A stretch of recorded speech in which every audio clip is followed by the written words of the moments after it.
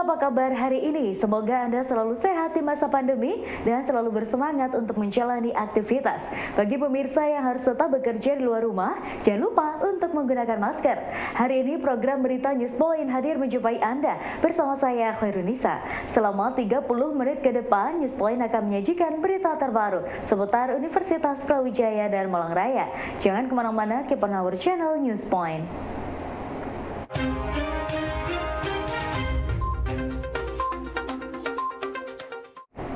Dukungan nyata dari keluarga alumni program studi teknik mesin UB kepada mahasiswa dalam bidang ilmu mendapatkan dukungan dan apresiasi dari Wakil Dekan 3 FTUB Heri Santoso. Menurut beliau, peran senior dan alumni sangatlah penting untuk mendukung setiap kegiatan mahasiswa. Secara inti sebenarnya perkembangan kegiatan kreativitas dan inovasi khususnya untuk mahasiswa teknik mesin ini dari tahun ke tahun semakin baik dan berkembang semakin optimal. Ya tentunya ini merupakan satu dedikasi yang sangat-sangat baik, yang tentunya ini merupakan dukungan yang sangat besar terhadap seluruh civitas akademika di Departemen Teknik Mesin, terutama juga yang penting adalah kolaborasi alumni ya teknik mesin yang sangat hebat, dan mereka benar-benar bisa berpartisipasi dalam setiap kegiatan dan memberikan satu kontribusi imaterial maupun material untuk segala kegiatan yang dihelat oleh teknik mesin. Khususnya untuk mahasiswa baru, ini yang menjadi sangat penting adalah yang pertama adalah belajar untuk bisa berkomunikasi yang dengan baik. Itu tadi yang diingatkan oleh Bapak Haryanto selaku Ketua Ikatan Alumni adalah komunikasi menjadi hal yang penting. Yang kedua adalah belajar untuk berkolaborasi dengan sesama maupun lintas disiplin ilmu. Dan yang kedua harus tetap semangat membangun inovasi dan kreativitas. Dan tentunya jangan lupa peran senior dan alumni menjadi sangat penting. Oleh karena itu bangunlah silaturahmi itu dengan sangat kuat.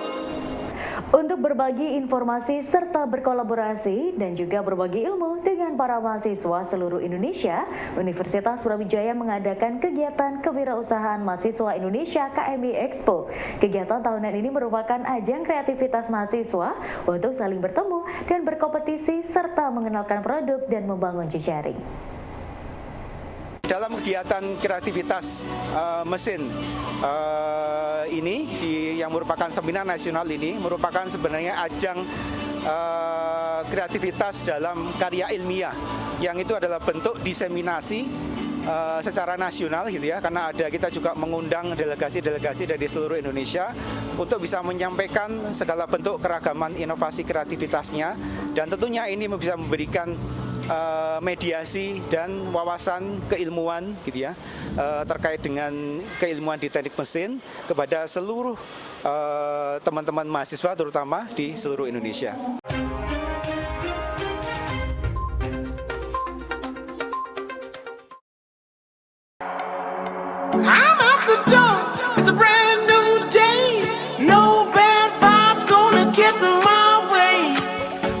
Apa sih seafood? Penasaran kan? Langsung ikutin keseruannya ya. Pengalaman unik apa sih yang pernah Mas Dandi alami ketika membangun atau menjalankan usaha ini?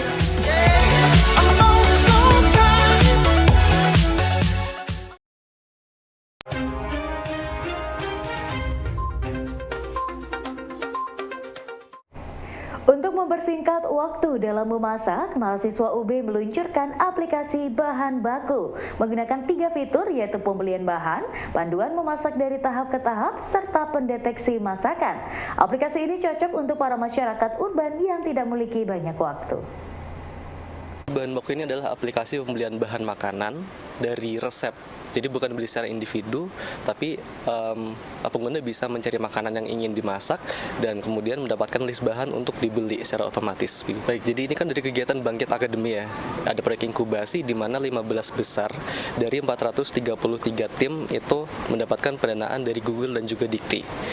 Dan di sini kebetulan tim kami itu menjadi salah satu tim yang menarik para juri di akhir untuk menjadi tim yang mendapatkan pendanaan. Jadi kebetulan di semester 5 kemarin, semester 6 maaf, saya ingin mengikuti ini ya, Kampus Merdeka, dan kebetulan Google Bangkit ini program yang sangat menarik karena memang sejalan dengan tujuan saya begitu.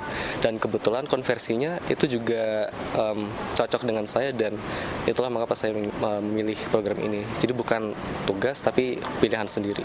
Ini tim, dan timnya sebanyak 6 orang. Saya salah satunya sebagai ketuanya, dan 6 orang lainnya ada dari mobile developer, cloud computing engineer, dan juga machine learning engineer. Baik, jadi aplikasinya ini adalah pemesanan bahan makanan dari resep. Di sini memiliki 3 fitur utama. Yang pertama adalah pembelian bahan itu sendiri, kemudian cooking guide atau panduan memasak, di mana kita bisa mendapatkan tahapan per tahapan untuk memasak, dan bisa dinavigasikan dengan voice command. Kita mengucapkan selanjutnya atau sebelumnya untuk ke step selanjutnya atau ke step sebelumnya. Kemudian yang fitur yang ketiga adalah food image recognition atau pendeteksi gambar makanan untuk mempermudah pengguna mencari resep dari makanan yang diinginkan. Untuk target pasar utama kami yang pertama adalah mahasiswa, karena memang mahasiswa kan butuh banyak inspirasi untuk memasak, apalagi waktu ingin berhemat. Kemudian ada juga untuk ibu rumah tangga, terutama ibu rumah tangga muda, karena mungkin lebih waktu masih baru menikah kan masih banyak explore resep-resep atau mungkin makan makanan yang cocok untuk rumah tangga, mungkin begitu Mbak. Fakultas Ekonomi dan Bisnis Universitas Brawijaya gelar orasi ekonomi kebangsaan dalam rangka Disnatalis FEB-UB KS 61 dengan tajuk Kebangkitan Ekonomi Bangsa, Visi Ekonomi Keumatan dalam Mewujudkan Kemandirian dan Keadilan Ekonomi.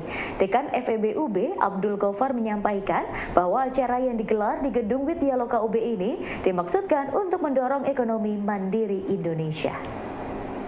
Acara ini sebenarnya rangkaian dari Dies Natalis FEB-UB ke-61. Di acara ini kami sebenarnya ingin menyerap pemikiran dari tokoh-tokoh bangsa tentang ekonomi kebangsaan, terutama untuk membangun kemandirian bangsa. Yang saat ini mungkin sebenarnya Indonesia cukup mandiri dan banyak negara lain yang tidak mandiri sekarang kolaps. Nah, kita ingin menyerap itu semua dari pemikiran tokoh-tokoh bangsa, dan nantinya kita berharap FEB-UB itu bisa memformulasikan sistem ekonomi kebangsaan yang cocok bagi Indonesia pada abad 21 itu seperti apa. Satu, kemudian Indonesia adalah dari sebenarnya banyak hal ya, misalnya ketergantungan kita pada impor terutama pangan dan energi. Sehingga kalau kayak sekarang terjadi misalnya kita kan harga-harga begitu naik, kita tergantung pada negara lain. Banyak material kita juga masih banyak yang impor. Kemudian kemandirian secara keuangan misalnya, kita masih cukup banyak hutangnya, walaupun itu dalam kadar tertentu itu tidak mengapa dalam ekonomi karena untuk memacu perekonomian berjalan. Tetapi kalau bisa ya kita lebih mandiri secara bangsa. Kemudian dalam hal segi pemerataan misalnya ekonomi, kemiskinan masih cukup tinggi walaupun pemerintah terus berusaha untuk menurunkan tingkat kemiskinan. Tapi ini hal-hal yang perlu kita perbaiki ke depan. Mungkin perlu pemikiran-pemikiran yang lebih mendalam tentang ekonomi kerakyatan atau ekonomi kebangsaan seperti itu. Karena ini isu besar sebenarnya dari mulai dan merupakan cita-cita pendiri bangsa kita, bahwa kita menjadi bangsa yang mandiri, bangsa yang independen. Kalau kita mandiri pasti kita akan independen, dan ini cara yang terbaik untuk mensejahterakan rakyat adalah dengan kemandirian itu. Luas wilayah dan jumlah penduduk terutama di perkotaan yang tidak seimbang berpengaruh pada ketersediaan air bersih untuk konsumsi masyarakat. Aktivis senior Tunas Hijau Indonesia Bram Azaino menjelaskan bahwa persoalan ketersediaan air bersih harus lebih mendapatkan perhatian. Hal ini disampaikan dalam kegiatan Water Day Talk yang merupakan rangkaian kegiatan Water Day Campaign 2022. Dengan luas wilayah yang tidak terlalu besar, kemudian tapi dengan jumlah penduduk yang padat ya, baik itu dari penduduk asli maupun pendatang ya kan. Dan dengan kepadatan ini jumlah penduduk yang banyak itu juga pasti akan kebutuhan akan air itu juga pasti meningkat ya. Apalagi kalau yang sudah ke kota metropolitan ya pasti sumber airnya itu sudah semakin terbatas ya. Dan ini yang akan menyebabkan masyarakat khususnya yang ekonomi ke bawah ya itu yang akan mengalami kesulitan akses ya, karena yang kita tahu kalau dalam mengolah air baku menjadi air bersih itu juga butuh biaya yang mahal, ya. Kemudian belum lagi untuk masalah distribusi yang terkendala dengan penataan kota, ya pasti mereka bingung jalurnya dan itu juga memakan biaya. Akhirnya ya masyarakat tadi yang ekonomi ke bawah pasti akan sulit karena untuk membayar air ya mereka tidak ada biaya seperti itu. Apalagi belum ditambah lagi dengan beragam aktivitas kita ya, yang banyak itu yang tanpa kita sadari itu sudah mencemari air.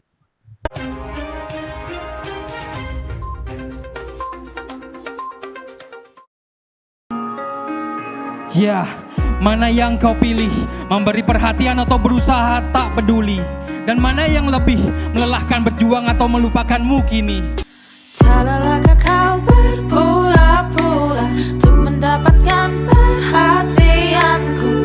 Aku tak peduli, ku tak tahan lagi. Ku sudah tak punya waktu untukmu lagi. Is anybody real here? Is anybody real here? Aku tak peduli.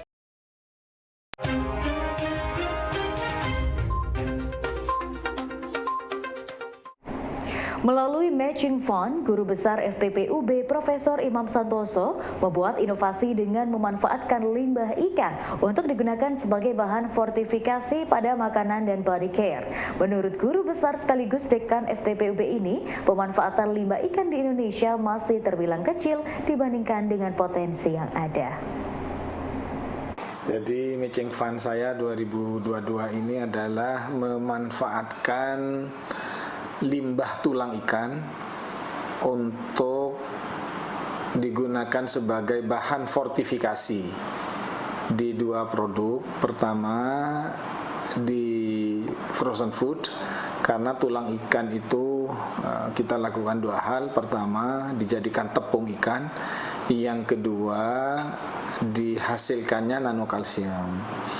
Nah, pemanfaatannya kita gunakan untuk memfortifikasi produk frozen food sehingga lebih kaya kalsium, dan yang kedua dimanfaatkan untuk juga memfortifikasi produk body care.